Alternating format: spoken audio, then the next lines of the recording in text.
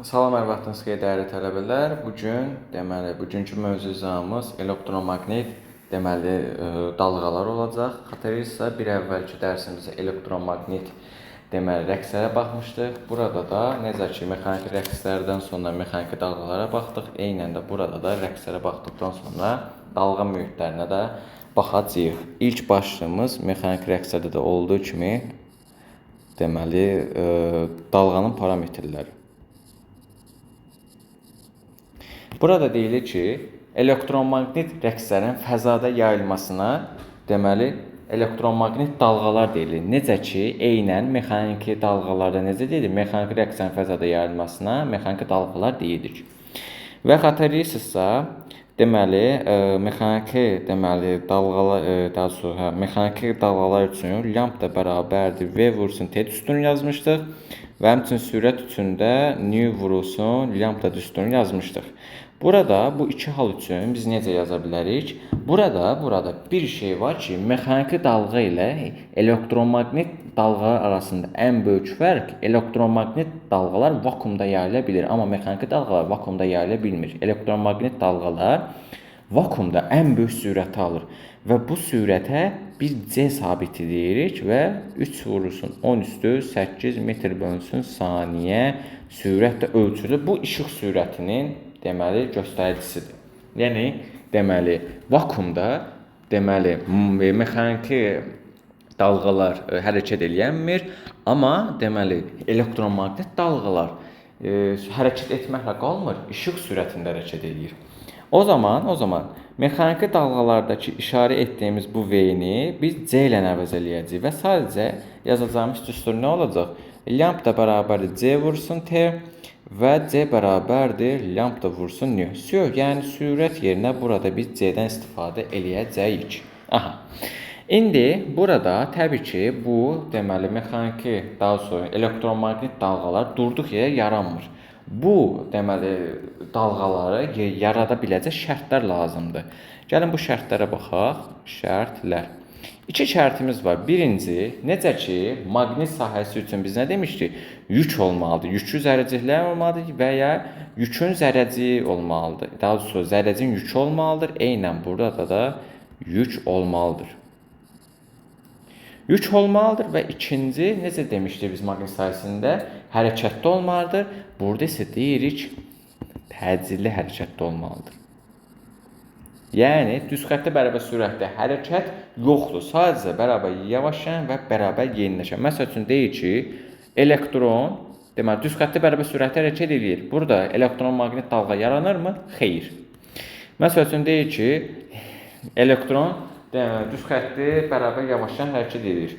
Yük var, bərabər yavaşlayan da var, yəni təcilli hərəkət edir və burada deyirik ki, elektromaqnet dalğa yaranmış olacaq. Yəni, buraya hətta belə eləyib mavi tık kimi özünüzə qeyd eləyərsiniz. Bu qədər. Bu hissədən yaranma şərtlərindən bu qədər və biz bunu xarakterizə eləyərsək, necə ki, elektromaqnit sahəsi üçün aid etdiyimiz bir intensivlik hissəsi vardır. İntensivlik vektoru necə ki, o kosinus qanunu ilə dəyişir. Eynən induksiya vektoru da həmin intensivlik qanunu ilə dəyişmiş olacaq. Yəni, heç bir qrafik bir-birini, məsələn, pi bölünsün 2 qədər falan filan öndələmir. Və intensivlik vektoru və induksiya vektoru və sürət vektoru yayılma zamanı bir-birlərinə perpendikulyar hərəkət edirlər və fazada eynidir. Amma aralarındakı bucaq 90 dərəcədir. Yəni, elə bir ki, faz içərisində belə bir şeydir. Biri belədir, biri belədir, biri də belədir. Bunu belə 3 boyutlu kimi də əslində çəkmə olar. Bir saniyə hətta bunu göstərim. Məsəl üçün belə çəkdim. Bu belə, bu belə, bu belə, bu belə. Məsəl üçün buradan bu istiqamətdə hərəkət edir, bu istiqamətdə hərəkət edir, bu da bu istiqamətdə hərəkət edir. Bu düzgün bir şey alınmadı, bu da bu istiqamətdə hərəkət edir. Yəni, bir-birlərinin arasındakı bucaq 90 dərəcədə həmçinin Belə də baxa bilərsiniz. Bu bundan 90 dərəcədir, bu bundan 90 dərəcədir. Aralarında bucaq 90 dərəcə kimi nəzəriyyə olacaq. Elektromaqnit deməli dalğalar həmçinin xatırlayırsınızsa maqnit dərsində demişdik ki, bəzi kəmiyyətlər və alim adları olmayanlar sağal qaydasında tapılır və elektromaqnit dalğaların yayılma istiqamətini sağal qaydasıyla tapırıq. Bunu necə tapacağıq? İlk öncəliklə dedik ki, intensivlik vektoru ilə induksiya vektoru arasında dedik ki, bucaq neçə dərəcədir? 90 dərəcədir. Deməli, buradakı sağ əlimizi elə tutur ki, bu 4 barmaq Y-dən B-yə doğru geçsin. Və elə bir ki, yəni bu bizim 4 barmağımızdır deyəlim ki, biraz oxşamadı amma və bu da deməli bizim baş barmağımızdır. Deməli, əlimiz bu istiqamətə gedən zaman deməli bu gedən yolu göstərir və o baş barmağımız da həmin o dalğanın yayılma istiqamətini göstərir. Yəni deməli baş barmaq hardan hara doğrudur? Şəkildən bizə doğru deyil, xeyr. Çünki sağ əlimizə tuturuq, sağ əlimizi elə bükürük ki, bu istiqamətdə gedəcək, yəni bizdən şəkilə doğru olacaq. Yəni bu hissədə deyirik ki, x, burada y olaraq yazacağıq. Və deməli həmçinin fərqli bir nöqtəyə də baxaq. Məsəl üçün deməli y-nin b-dən baxdıq. Bu səfər deməli b-nin y-dən baxaq. B-nin y-dən olduqda yenə bu 4 barmaq deməli y-dən b-yə doğru istiqamətlənəcək və bu baş barmaqda elə bir şey demişdik ki, deməli şəkildən gözümüzə doğru bir ox gəlir və o da içi nöqtə kimi olacaq. Bu da sağal qaydasının buradakı deməli göstərilmə o tətbiqi olmuş olacaq. Aha. Deməli, indi burada deməli ikinci başlığımıza keçək. Şüalanma selinin sıxlığı.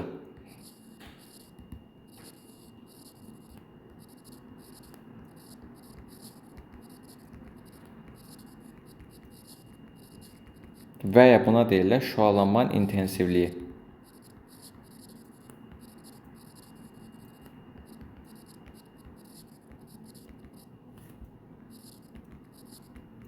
Aha. Deməli, buradakı bizim əsas öyrənəcəyimiz düstur I bərabərdir P bölünsün S. Burada çox belə nəzəriyyə işlənilmir. Burada sadəcə bu düsturdan göstərilir. I şüalanma selinin sıxlığıdır.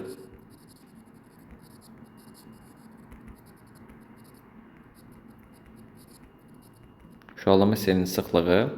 S deməli sferik sahədir.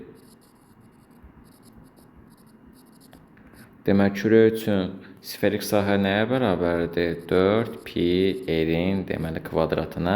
P isə şüalanmanın gücüdür. Bizim deməli mexaniki gücdə öyrəndiyimiz həmin gücdür. Şüalanmanın gücü. Aha. Və şüalanmanın gücü deməli şüalanma seli üçün nə yaza bilərik? Gücün vahidi nədir? Watt. Sahənin vahidi nədir? Metr kvadratına 1 watt bölünsün metrin deməli o kvadratı olmuş olacaq. Maraqlı bir əmsilsək. İndi buradan mən deməli mexaniki iş gücdə güc üçün nə yazmışdıq? Delta W bölünsün delta T. Düzdürmü? Yəni vahid zaman içərisində görülən deməli işin miqdarına güc demişdik. Və o zaman mən bu hal üçün şüalanma selinin sıxlığı üçün buradan yazarsam W bölünsün S vurulsun delta T yaza bilərəm. Və buradan da S-in yerinə mən nə aça bilərəm? Buraya P yazaram. Burada 4 pi r-in kvadratı yazaram. Bunu da açarsam delta W təzədən yığdım və təzədən açsam 4 pi r-in kvadratı delta T. Bu qədər. Bu da bunun bir düsturudur və enerji sıxlığına baxarsaq, xatırlayırsınızsa, enerji sıxlığına biz kondensatda kiçik deməli o W hərfi ilə işarə etmişik. Buradakı bu C işıq sürətidir. Buradakı o W isə enerji sıxlığıdır. Aha. Deməli, bu hissəni də qeyd etdik və burada bir nüansı da qeyd edeyim ki, sizə deməli, həm şüalanma selinin sıxlığı, həm görləniş, həm də güc, deməli, tezliyin 4-cü dərəcədən Amma deməli dalğa uzunluğunun 1/4-cü dərəcədən asılıdır. Yəni tezliyin 4-cü dərəcəsi düz, amma dalğa uzunluğunun 4-cü dərəcəsi tərs asılıdır. Və həmçinin burada bir nəzəriyyə də deyilir ki, deməli şüalama silinin sıxlığı müqavimətin, daha doğrusu məsafənin deməli o kvadratı ilə tərs mütənasib olacaq. Və son hissəmizə deməli keçək. Daha doğrusu son 2 hissəmiz qaldı. 3-cü hissəmiz radio dalğalar.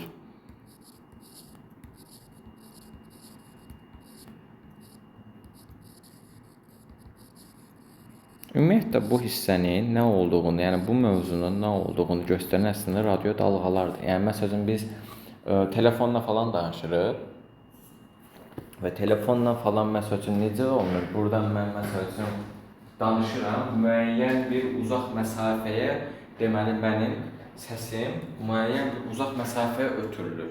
Yəni bu hissə üçün əslində deyilir ki, səslər deməli elektromaqnit dalğalar vasitəsilə ötürülür. Yəni elə bir ki, biz əslində şey kimi fikirləşə bilərik. Məsəl üçün elektromaqnit deməli dalğalar, elektromaqnit əslində dalğalar məsəl üçün biz şey kimi fikirləşə bilərik. Məsəl üçün təyyarə kimi fikirləşə bilərik. Səslər isə sərnişindir. Yəni səslər elektromaqnit dalğalar vasitəsilə uzaq məsafələrə ötürülür. O zaman biz burada deyirik ki, biz necə ki, deməli, təyyarə minib gedirsə, deməli, səslər də elektromaqnit dalğalara, yəni, deməli, vasitəsilə gedir və deməli, elektromaqnit dalğalar durur və səslər həmişəki kimi, deməli, orada elektromaqnit dalğalar hərk edir və deməli, qəbul edicilər ötürülür. Bunu loru dillə ən yaxşı olaraq belə izah etmək olar. Və burada bir sxema var, o sxemanı deməli çəkək. Deməli, ən məşhur deməli sxemalardan biridir bu. Bunu kiçik çəkməyə çalışacağam ki, yer olsun. Deməli, buradan bir kondensator çəkək. Deməli, bu hissəsinə yerə deməli torpaqlayaq. Bu hissəsinə deməli sarqat çəkək, daha maraqlı olsun. Deməli, bu hissəsini belə birləşdirək. Bu hissəsini də birləşdirək yarım keçirici dioda. Deməli, buradan gəldik. Burada bir dənə deməli kondensator qoyaq və buradan da bizim bildiyimiz mikrofon, yəni səs ucaldıcıya bağlayaq. Bu hissəni də buna birləşdirmiş olaq. Aha. Bizim sxemamız belədir. Və bunlara 1 deyək, buna deməli buradaydı, buna 2 deyək, buna 3 deyək, buna 4 deyək, buna 5 deyək. Gəlin hissə bunların adlarını yazaq. 1 olacaq antena. Antena nədir? Elektromaqnit dalğaları deməli özünə qəbul edir. Elektromaqnit deməli dalğaları qəbul edir. Aha, keçək ikinciyə. İkinci nədir? Görürsünüz ki, ikinci rəqs konturudur. Rəqs konturu nə edir? Həmin bu deməli dalğaları köklüyür.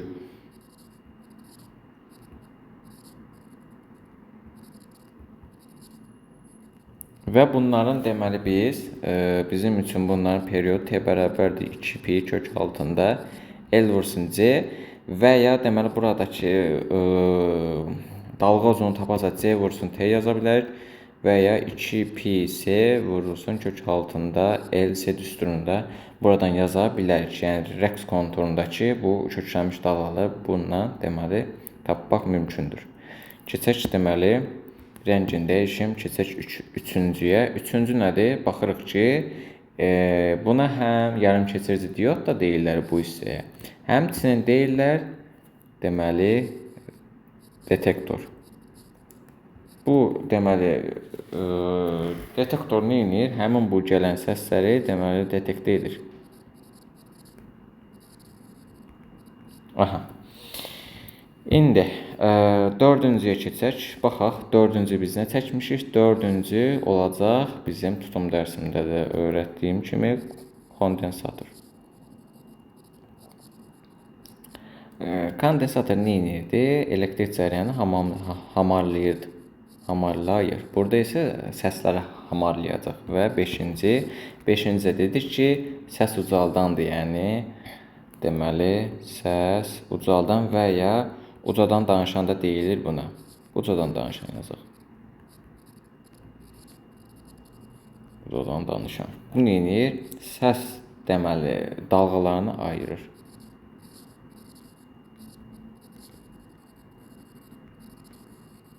Necə ayırır? Yəni tezliklərinə görə ayıra bilər, periodlarına görə ayıra bilər, dalğa uzunluqlarına görə, sürətlərinə görə. Buradakı yayılan bütün elektromaqnet zaten dalğaların sürəti eynidir. Ona görə ona baxmayacağıq. Və burada deyir ki, əsas məsələ səs dalğaların daha uzaq məsafəyə ötürməsidir. Yəni səs dalğalarını daha uzaq məsafəyə ötürmək üçün elektromaqnet dalğalardan istifadə edilir və bu ötürülən dalğaların müəyyən bir deməli hissəsi var. Məsələn səs tezlikli dalğalar var. Nisbətən deməli dalğa uzunluğu kiçikdir. Bir də var yüksək tezlikli rəqslər var. Bunu isə deməli dalğa uzunluqları daha böyükdür. Gəlin bu iki hala baxaq. Deməli səs tezlikli rəqslər. Deməli bunlar belə olacaq. Müqayisə olması üçün yan-yana yazacağam. Deməli daha kiçikdir. Bir də var deməli yüksək tezlikli. Yüksək tezlikli deməli rəqslər.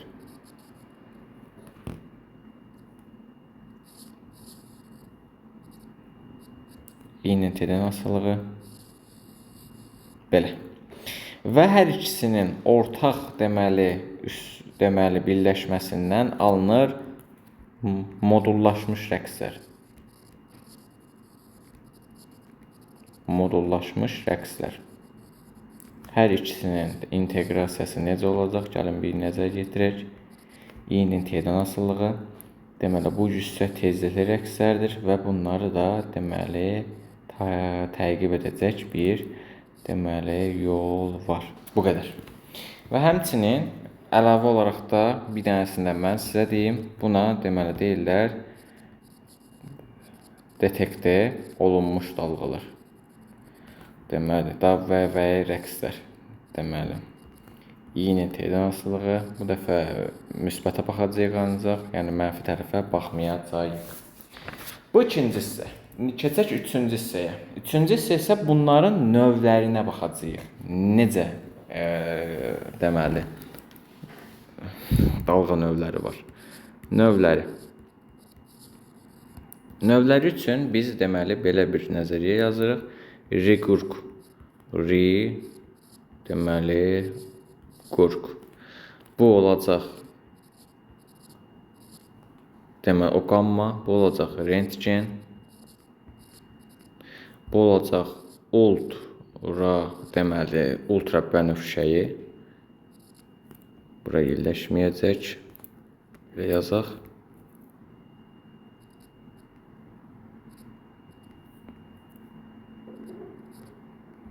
Ultra deməli bənövşəyi.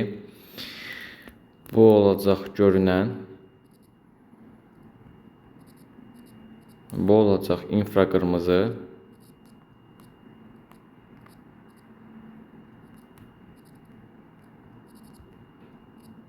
Bu olacaq deməli radio dalğa.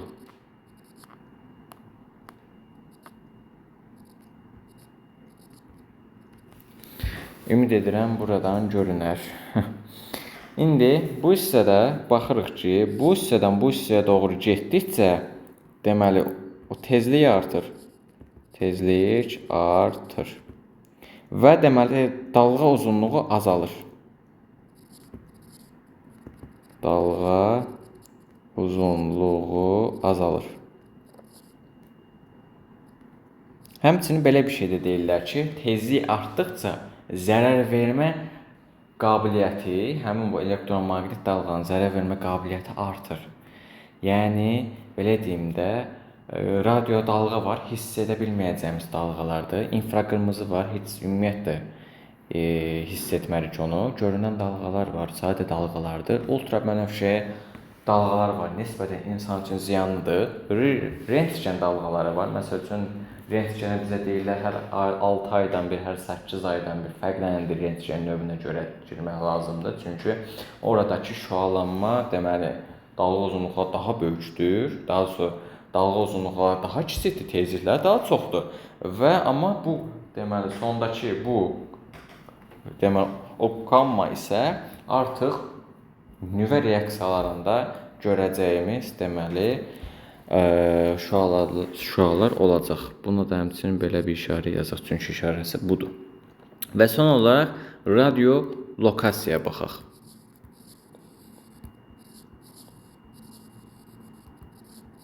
Radiolokasiya mexanik reaksiyada demişdir ki, elektromaqnit nəticəsi, daha doğrusu elektromaqnit dalğaların vasitəsilə obyektlərə qədər olan məsafənin öyrənilməsi. Mexanik reaksiyada isə demişdir ki, mexaniki reaksiyalar var, mexaniki dalğalar vasitəsilə obyektlərə qədər olan məsafəni öyrənilir. Burada isə elektromaqnit dalğalar vasitəsilə öyrənilir və R bərabərdir VT bölünsün 2 yazmışdıq.